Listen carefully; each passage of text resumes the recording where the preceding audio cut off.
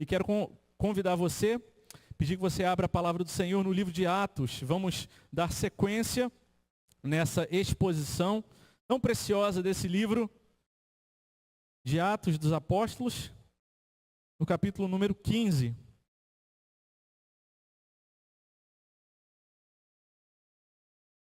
Nós vamos ler hoje a partir do versículo número 12.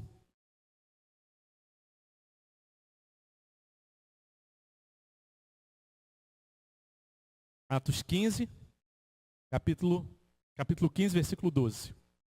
Lembrando que nós já estamos na segunda parte dos 28 capítulos do livro de Atos. E o livro de Atos, ele nos faz lembrar que existe uma igreja que é um modelo, um exemplo no qual nós nos inspiramos, aprendemos, mas que nunca se propôs a ser apresentado como uma igreja perfeita, uma comunidade sem defeitos, em nenhum momento. Aliás, a palavra de Deus, ela vai nos mostrando homens e mulheres de Deus imperfeitos, mas alcançados pela graça, justificados pelo Senhor, usados por Ele.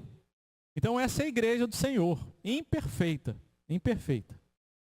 As comunidades que se reúnem, elas são imperfeitas. Então, sair de uma igreja, de uma comunidade, ir para outra, porque diz aqui tem problemas, tem defeitos, não é uma justificativa plausível, a não ser que esses defeitos eles sejam contrários à palavra de Deus. Aí você precisa procurar uma igreja bíblica. Mas se a gente está pensando em relacionamentos, em ajustes de corações, a Bíblia nos apresenta soluções eficazes, conquistadas na cruz, a qual nós temos a oportunidade, privilégio e responsabilidade de desfrutarmos dessas soluções. E aqui nós, no capítulo 15, nesse momento em que a igreja começa a avançar na obra missionária, os conflitos, os problemas começam também a aparecer dentro da igreja. A igreja tinha perseguições do lado de fora, tinha lutas em pessoas que se levantavam contra a igreja, mas essas coisas jamais enfraqueceram a igreja. Pelo contrário, nossos irmãos da nossa igreja, que se reúne ao redor do mundo, na chamada igreja perseguida, eles dizem, por favor, não orem para que Deus tire as perseguições. As perseguições jamais enfraqueceram a igreja. Mas os relacionamentos, conflitos e situações não resolvidas entre a gente faz o tecido da igreja ficar esgarçado e ela ir se enfraquecendo. Por isso precisam ser lidados e consertados.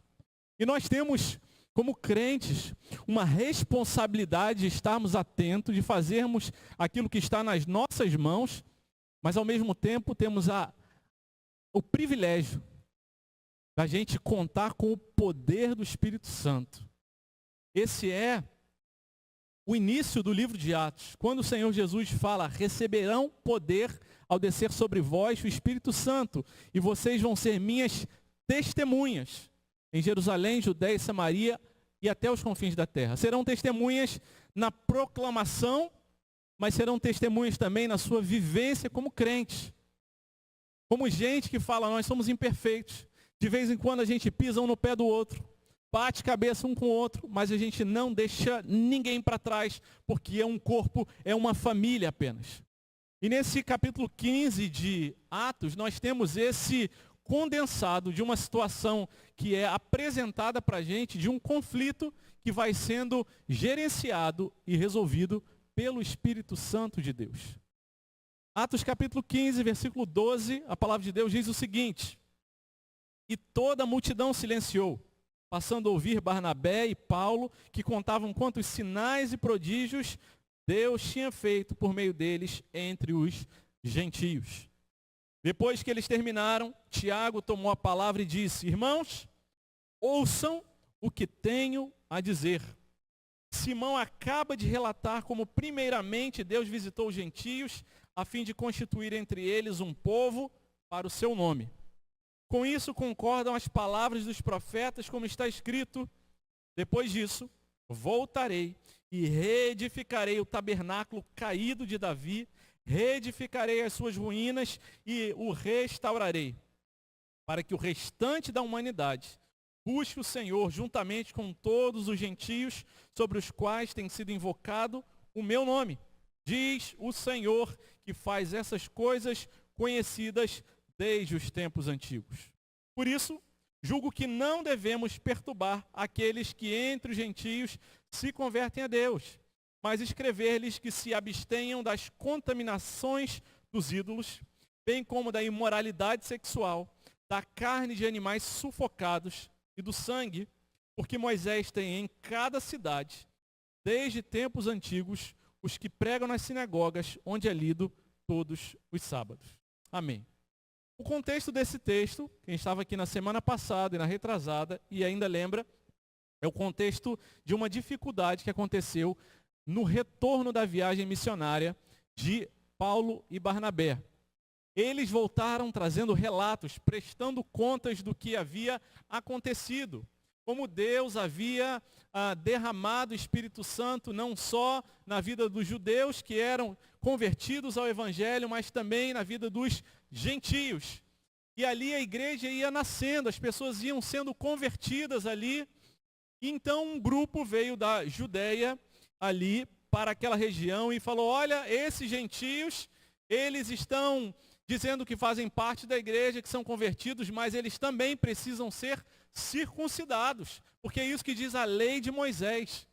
E aí eles começaram a conversar, e aquela conversa começou a aquecer, a esquentar, e aí a argumentação foi subindo o tom, e eles não conseguiram se entender acaloradamente, eles tinham aquela discussão ali, mas diz a palavra de Deus, que eles olharam um para o outro e disseram, a gente não consegue resolver isso sozinho. E resolveram então procurar os seus líderes.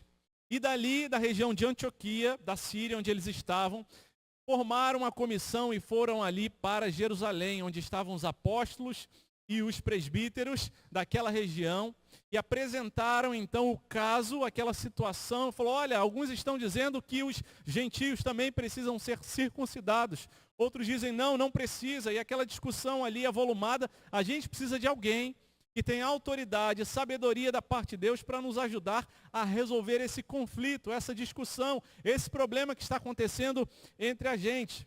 Então ali houve um grande debate. No versículo 7 nós lemos que Pedro tomou a palavra como aquele líder da igreja que estava ali desde o começo, aquele que Deus tinha dado a experiência de ter ido até a casa de Cornélio, um centurião romano, gentio. Ele resistiu a isso, mas o Espírito Santo claramente fala a Pedro, não considere impuro aquilo que eu já purifiquei. Vai lá na casa de Cornélio, entra, come com ele. Ele já foi purificado, eu o escolhi, ele e a sua casa. E então Pedro vai lá e entende. E começa até a sua fala dizendo, olha, eu não queria estar aqui, para mim é muito difícil. Mas eu estou entendendo que a salvação não é só para os judeus, mas para todos os povos da terra, também para os gentios.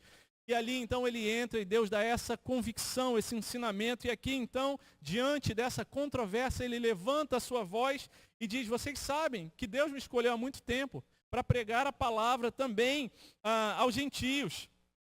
E Deus, ele conhece o coração de cada um, ele é o perfeito juiz. Ele sabe o que está no coração de cada um e sabe como cada um é incapaz por si mesmo, seja judeu, seja gentio, de salvar-se por si mesmo, de ser tido como reto e justo por si mesmo diante de Deus. Então precisa da graça de Deus. E ele termina dizendo, mas nós cremos que nós somos salvos pela graça do Senhor Jesus, assim como eles. Portanto, não há mais necessidade de circuncisão. E ele toma a palavra ali e faz aquele discurso primeiro, e o versículo 12, o primeiro que nós lemos aqui, diz que toda a multidão silenciou. Aquela controvérsia, aquela fala alta, aquela confusão foi acalmada. Foi acalmada. E tendo ali a multidão silenciada, ela passou a ouvir, sublinhe na sua Bíblia a palavra ouvir, Barnabé e Paulo, que contavam quantos sinais e prodígios Deus tinha feito por meio deles entre os gentios. Depois que eles terminaram, Tiago tomou a palavra e disse, irmãos, ouçam o que tenho a dizer. Meus irmãos, o que a palavra de Deus está nos dizendo? Que o caminho de resolução de conflitos operado pelo Espírito Santo de Deus no meio da igreja começa com ouvir. Quando Deus levanta Pedro para falar com autoridade, o Espírito Santo faz com que a multidão se acalme e passe a ouvir. Para a gente resolver conflitos, para a gente gerenciar situações em que há grandes confrontos, nós precisamos ouvir. É isso que o Espírito Santo de Deus opera em nossas vidas. É isso que nós precisamos nos atentar, que há uma parte de nós que precisa ponderar racionalmente e pensar, será que eu tenho dado ouvidos diante das situações de conflitos, ainda mais quando eu estou envolvido nessa situação? Quando eu fui o prejudicado, quando eu fui o magoado, quando eu fui o machucado, será que meus ouvidos não ficam de repente surdos, incapazes de ouvir aquilo que está sendo colocado e considerado? E nós lemos aqui que quando Tiago tomou a palavra, ele falou, irmãos, escutem, ouçam o que eu tenho a dizer. E então as pessoas continuam ouvindo. Meus irmãos, é fácil a gente falar sobre humildade, é fácil a gente falar sobre ouvir com atenção o outro, quando o problema está fora da gente. Irmão, você precisa ouvir. Você não está dando a possibilidade do outro se explicar. É fácil a gente racionalizar quando está fora da gente. Mas quando é com a gente, meus irmãos, quando machuca a nossa alma, quando fere a nossa casa, parece que a cera espiritual, emocional, ela vai fechando os nossos ouvidos. E você já deve ter tido essa experiência. Vez ou outra, tendo algum paciente que vem, tem um tempo que eu estou surdo, e lá em casa todo mundo fala para mim que eu estou falando alto demais. Porque a pessoa que não escuta os outros, ela não só não ouve bem os outros, como ela quer falar mais alto.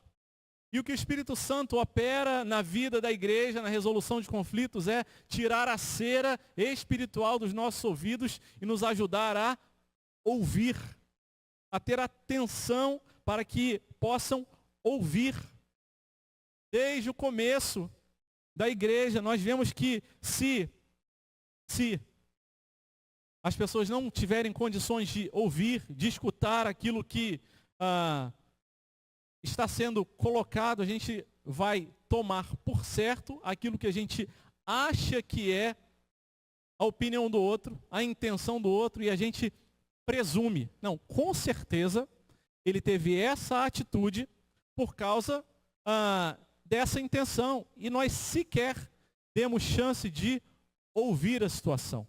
Livro de Provérbios, capítulo 18, versículo 13, diz que responder antes de ouvir é tolice e vergonha. E sim, o livro de Provérbios é um livro de uma lista de ensinamentos, mas é um livro que aponta para Cristo, a perfeita sabedoria de Deus, que opera na vida dos crentes e que nos dá a possibilidade da gente ouvir com atenção antes de falar. Porque, meus irmãos, a Bíblia também fala que a boca fala do que o coração está cheio. E quando a gente começa a falar sem ouvir, muitas vezes está cheio de mágoa, de angústia, de conclusões, às vezes precipitadas. Mas o Senhor diz, nós precisamos ouvir. E a gente não escuta direito enquanto a gente está falando. Enquanto a gente está concluindo as coisas antes de ouvir com sabedoria, com graça de Deus, dando a chance do outro se explicar, conhecendo talvez os detalhes. Agora, meus irmãos, às vezes é difícil para a gente ouvir sozinho. Às vezes a gente está tão machucado, às vezes a gente está tão aborrecido, tão cheio de ira, que a gente não dá conta. O que você precisa? Um otorrino espiritual. Um irmão que vai ajudar você a falar, calma, você não está vendo que você está transtornado? Você não está razoável na situação? E a gente precisa se humilhar e falar, está cheio de cera o meu ouvido. Meu irmão, me ajuda. E o Espírito Santo de Deus que opera na vida da igreja fala, calma, calma. E quando ele opera e aquieta o nosso coração e limpa os nossos ouvidos, a reação é aquilo que eu ouço dos pacientes. Caramba, agora eu estou ouvindo pensamentos. Parece que a gente abre mesmo. A gente olha com graça para a vida do outro, com misericórdia e fala, quem sabe, a intenção do nosso irmão não foi essa. E aliás, assim como Pedro acabara de dizer, é Deus quem conhece os corações. Eu não posso julgar a intenção das pessoas. É leviano. É tomar para mim uma coisa que é característica, atributo de Deus. Mas a gente faz isso. Com certeza ele fez isso por causa daquilo. E a gente fica surdo espiritualmente. E os conflitos jamais serão resolvidos. A comunicação jamais será efetiva enquanto a gente permanecer surdo. Mas o Espírito Santo opera limpeza do nosso ouvido espiritual. Para a gente resolver conflitos na igreja, a primeira coisa que a gente precisa é ouvir com atenção uns aos outros. Isso é manifestação da graça de Deus. É triste quando a gente escuta um marido falando da esposa, a esposa falando do marido, um falando do outro. Assim, não adianta eu falar, ele não me escuta mesmo. Não adianta eu insistir, ele não está nem aí para o que eu falo. Mas eu oro para que Deus opere em nossas vidas a capacidade de ouvir com graça e com atenção, assim como ele fez na igreja de Atos. A palavra de Deus segue dizendo, então, versículo 14. Final do 13 diz, irmãos, ouçam o que tenho a dizer. Simão acaba de relatar como, primeiramente, Deus visitou os gentios a fim de constituir entre eles um povo para o seu nome. Versículo 15. Com isso concordam as palavras dos profetas, como está escrito. Depois disso voltarei e reedificarei o tabernáculo caído de Davi, reedificarei as suas ruínas e o restaurarei, para que o restante da humanidade busque o Senhor, juntamente com todos os gentios, sobre os quais tem sido invocado o meu nome. Diz o Senhor, que faz essas coisas conhecidas desde os tempos antigos. Após ouvir, é preciso avaliar se o que foi dito está de acordo com a palavra de Deus. Tiago começa dizendo, ouça o que eu tenho a dizer. Simão acabou de dizer, de fazer um relato também. E aí ele diz no versículo 15, com isso, com o que Simão acabou de falar, Simão Pedro acabou de relatar, concordam as palavras dos profetas. O primeiro passo é escutar com atenção. É não ser aquele que vai presumir, que vai concluir sem antes escutar, sem antes tentar discernir, compreender com mais clareza e profundidade. Mas o segundo passo é, uma vez compreendido, aquilo que foi dito, a situação que está colocada, será que ela concorda com a palavra de Deus? Será que aquilo que foi apresentado está em harmonia com aquilo que a palavra de Deus ensina? Nesse caso, Tiago está dizendo, olha, o que Pedro falou não é da cabeça, nem do coração dele, mas concorda com a palavra de Deus, a palavra dos profetas. Ele diz, ele cita aqui o texto de Amós, no capítulo 9. Ele diz, o que Pedro falou é o que os profetas já disseram lá atrás. Depois disso, no último tempo, no final, quando o Messias vier, nesse tempo que nós vivemos, escatológico, do final dos tempos, eu voltarei e reedificarei o tabernáculo caído de Davi. Sim, o templo foi depois reconstruído, mas ele caiu e um tabernáculo foi estabelecido. E esse tabernáculo é a igreja. O Senhor Jesus diz que ele viria habitar no meio de nós, fazer um tabernáculo no seu povo e levantar uma igreja. Ele restauraria esse tabernáculo, reedificaria as ruínas. E ele diz, para que o restante da humanidade busque o Senhor juntamente com todos os gentios. Então ele está dizendo, o que Pedro está falando não é da cabeça dele. Ele não inventou agora, ele não acordou e teve, de repente, essa ideia. Não, concorda com o que já fora profetizado lá atrás. Concorda com a palavra de Deus. que é o prumo da nossa vida, que é o referencial que vai dizer o que está certo. Porque não interessa a minha nem a sua opinião acima de todas as coisas, mas o que diz a santa palavra de Deus. Aquilo que o Senhor nos deu como referencial, como padrão último da nossa vida. Porque às vezes a gente até tem razão naquilo que a gente está argumentando, mas a forma como a gente apresenta leva a gente a ser derrubado, porque não está de acordo com a palavra de Deus. E sempre é assim que os apóstolos, que os discípulos vão apresentando a palavra de Deus, vivendo a palavra de Deus. No livro de Atos, essa expressão, concordo com os profetas, está acontecendo de acordo com o que foi anunciado, vai aparecendo várias vezes. Assim é a vida do crente.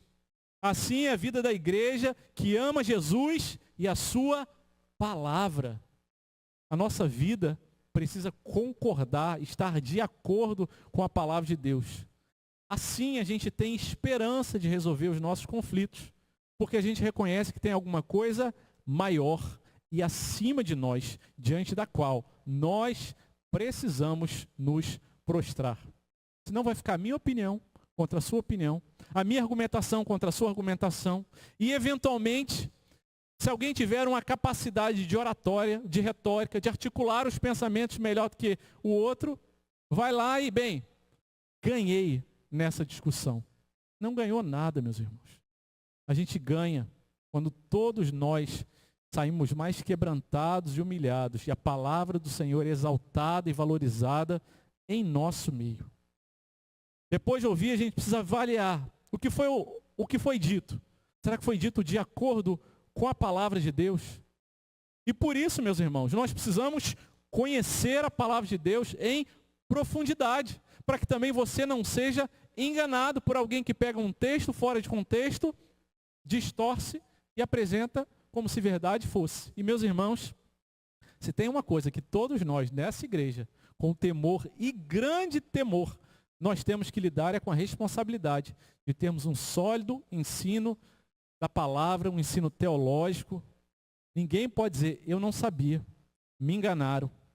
No mínimo, a gente tem um discernimento para dizer, tem alguma coisa estranha.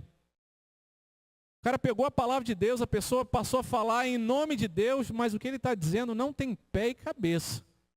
Eu talvez não saiba explicar exatamente, mas você tem gente boa, de referência, com a graça de Deus para dizer, meus irmãos, não é isso que a palavra de Deus está dizendo. Após ouvir com atenção, nós precisamos verificar e avaliar se o que foi dito, ele está de fato de acordo com a palavra de Deus. E fazer isso com temor, tremor, com graça, com amor. E é o que vai dizer o próximo ponto da nossa mensagem, versículo 19. A palavra de Deus diz assim, por isso, julgo que não devemos perturbar aqueles que entre os gentios se convertem a Deus, mas escrever-lhes que se abstenham das contaminações dos ídolos, bem como da imoralidade sexual, da carne de animais sufocados e do sangue. Porque Moisés tem em cada cidade, desde tempos antigos, os que o pregam nas sinagogas, onde é lido todos os sábados. Meus irmãos, o primeiro ponto aqui apresentado é ouvir com atenção. É isso que o Espírito Santo promove no meio da igreja. Tira a surdez espiritual e ajuda a gente a ouvir com graça, com ouvido atento, disposto, disponível e interessado em ouvir longe das afetações emocionais que a gente tem. Ouvir com atenção. O segundo ponto é ver se aquilo que foi dito, a situação relatada, ela está de acordo com a palavra de Deus. E o terceiro ponto, a gente precisa se comprometer. Então nós precisamos emitir a nossa opinião, o nosso parecer com o que é essencial. Aquilo que realmente é importante. Tiago, ele faz o seu relato. Ele faz menção sobre o que Simão Pedro havia dito, diz que concordou com a palavra de Deus, e ele conclui dizendo, por isso, concluindo, eu julgo, eu avalio, a minha conclusão, o meu parecer é que nós não devemos perturbar aqueles que entre os gentios se convertem a Deus. A gente precisa tomar uma posição e dizer, olha, é isso que eu penso. É esse o entendimento que o Espírito Santo de Deus tem dado à igreja. É isso que vai ser o referencial norteador, mas não feito, não definido, baseado numa reação imediata, sem pensar, precipitada, mas baseado numa reflexão. Antes disso, nós vimos que os apóstolos e presbíteros, relatado ali no versículo número 6, diz que eles sentaram para estudar e examinar aquela situação. Então, Tiago, como esse porta-voz, diz, eu julgo que nós não devemos perturbar aqueles que, entre os gentios, se convertem a Deus. Ele está dizendo, olha, eles que se converteram não precisam mais serem circuncidados, porque a circuncisão era uma prática que apontava para uma prática provisória, que apontava por uma coisa definitiva. A circuncisão era o sinal da aliança. Era o sinal que mostrava que os meninos ali do povo judeu faziam parte do povo da aliança.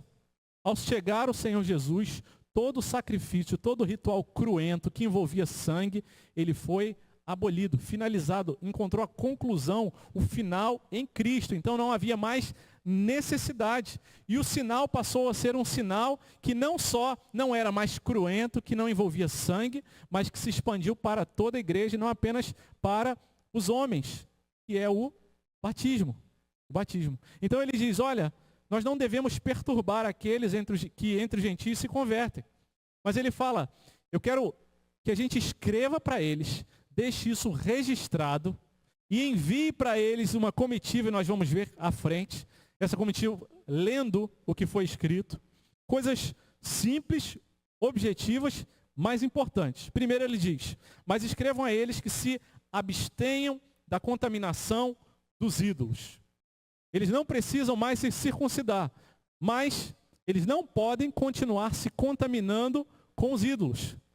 Porque isso não é mais atitude de quem serve ao Deus único. Eles não podem mais estar se prostrando diante desses ídolos, oferecendo sacrifícios, comendo essas carnes sacrificadas. Isso é o testemunho deles que vai mostrar, nós não servimos mais a esses ídolos, mas nós servimos ao Deus verdadeiro, que não me exige mais nenhum sacrifício, porque o sacrifício único, eficiente e suficiente em Cristo Jesus já foi feito na cruz. Portanto, que eles se abstenham, deixem de participar, que não se envolvam mais com isso. Isso tinha um preço a ser pago, porque essa era a cultura, o costume, e quando alguém se convertia, dizia, agora eu não faço mais isso, eu não sacrifico mais a ídolos. E esse era um sinal importante, essa era uma prática claramente orientada por Tiago para os novos convertidos, e especialmente aqueles gentios que vinham de uma cultura pagã e tinha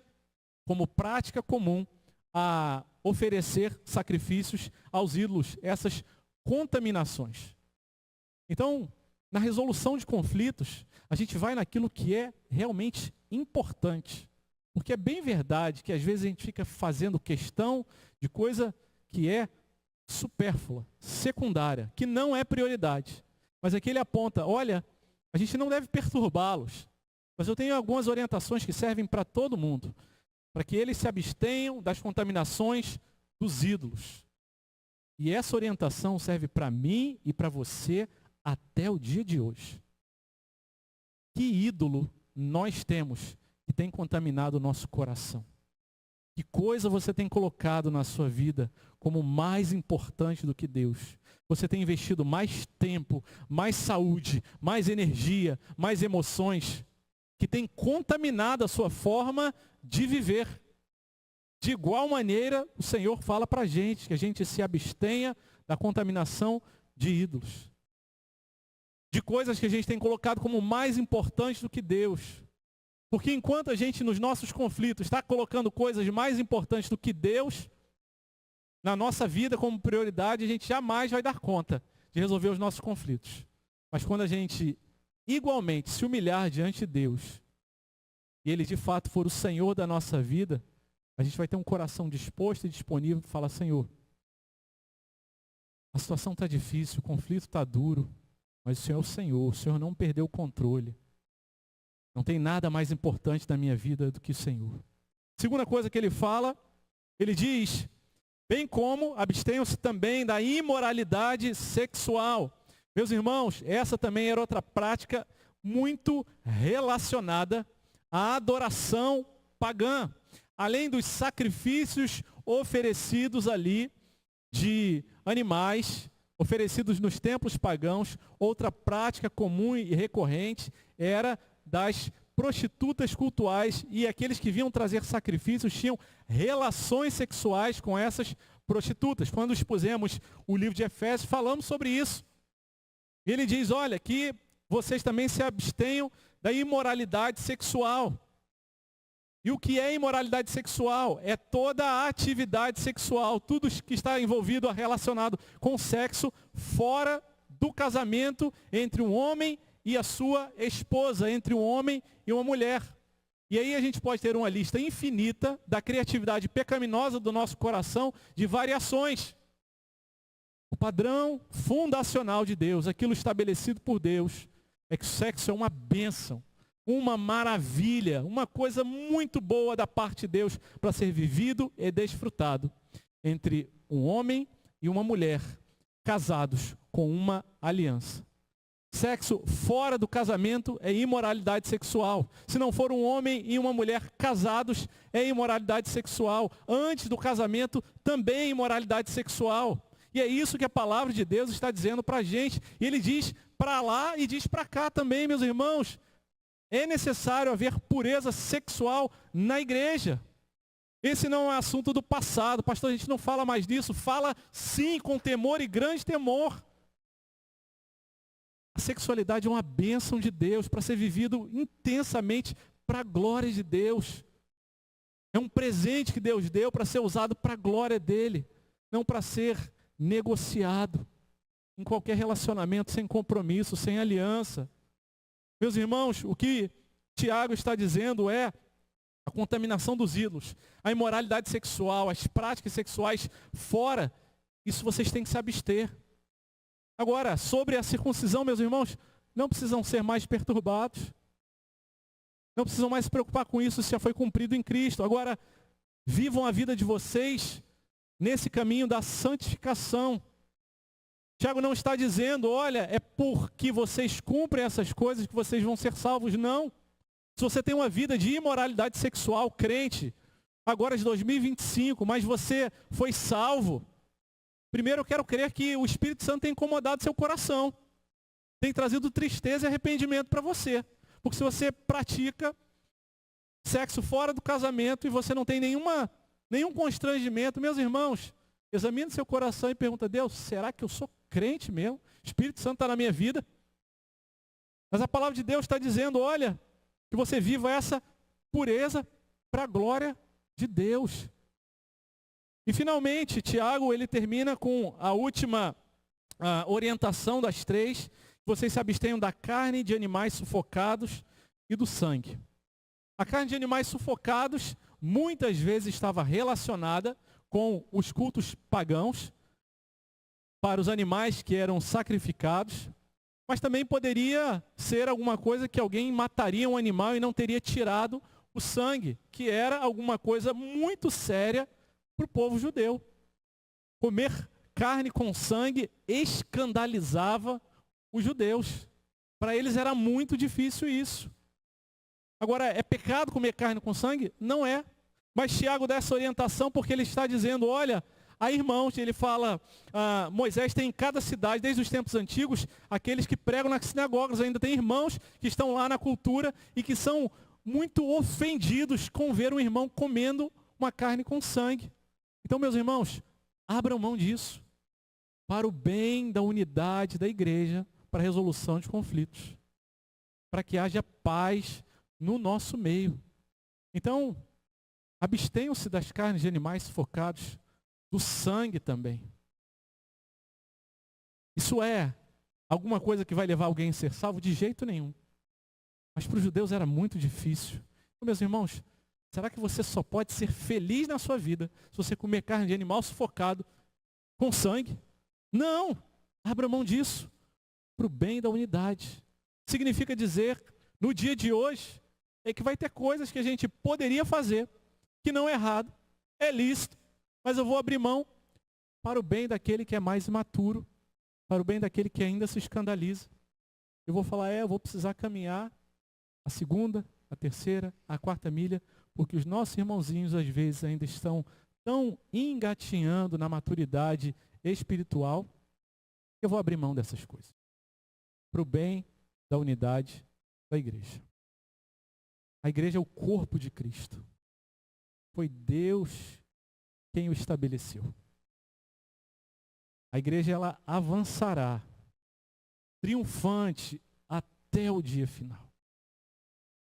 A igreja é feita de gente imperfeita, pecador, que erra, que vacila, que ofende o outro, mas que está debaixo da graça de Deus que nos salva, para nos ajudar a resolver os nossos conflitos. Qualquer sociedade humana, comunidade, grupo de pessoas, só avança forte. Não se tem um líder muito forte, não porque tem muitos recursos, mas porque consegue resolver os seus problemas, os seus conflitos.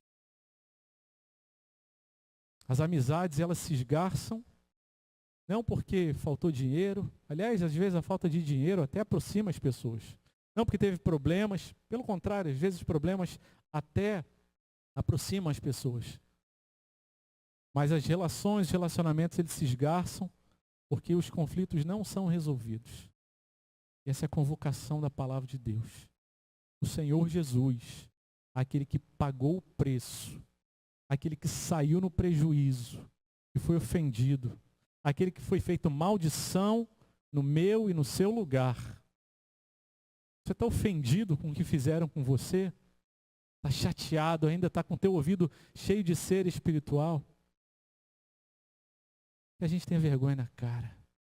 Muito pior foi o que a gente fez com o nosso Senhor Jesus. Muito mais grave é o nosso pecado. E a gente insiste em condenar aquele que Deus já perdoou. Que a graça do Senhor nos visite e continue o Espírito Santo a operar restauração de relacionamentos em nossas vidas para a glória de Deus.